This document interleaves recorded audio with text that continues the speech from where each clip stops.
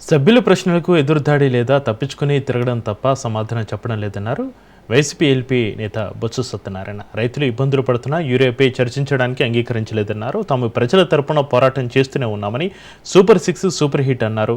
10 చెప్పి 3 మాత్రమే అమలు చేస్తే సూపర్ హిట్ అవుతుందా అని ప్రశ్నించారు. కార్మికుల పని గంటలు పెంచే బిల్లు వ్యతిరేకించామని, ఆ బిల్లులో భాగస్వామ్యం కామని చెప్పామన్నారు.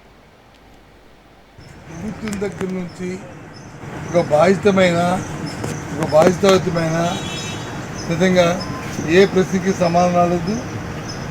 చేస్తున్న విధానాలు కూడా ప్రశ్నిస్తే వాటికి కూడా వాళ్ళ దగ్గర నుంచి స్పందన లేదు. ఎంతసేపు ఇది ఎదుగుతాడి లేకపోతే ఆయన తప్పించి తిరగాలి. దాని నుంచి ఏ విధంగా దీంట్లోంచి బయటపడాలా అని ఇవాళ అగ్రికల్చర్ అయితే యూరియా గురించి మాట్లాడమని గొడవ పెట్టిన ఎప్పటికొచ్చి వాళ్ళు స్పందిస్తారు. రైతులు కష్టాలు పడుతున్నా వీళ్ళ దగ్గర పొందలే. సూపర్ 6 సూపర్ హిట్ అన్నారు కదా, సూపర్ 6 సూపర్ హిట్ చెప్పాలి కదా.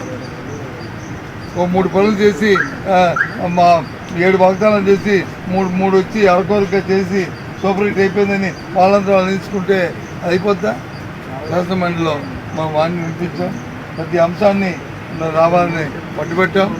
ఏదైతే కార్మికుల తాలూకా పని గంటలు పెంచే బిల్లు ఉందో అది చాలా తప్పు. మీరు కార్మిక సంఘంతో మాట్లాడలేదు.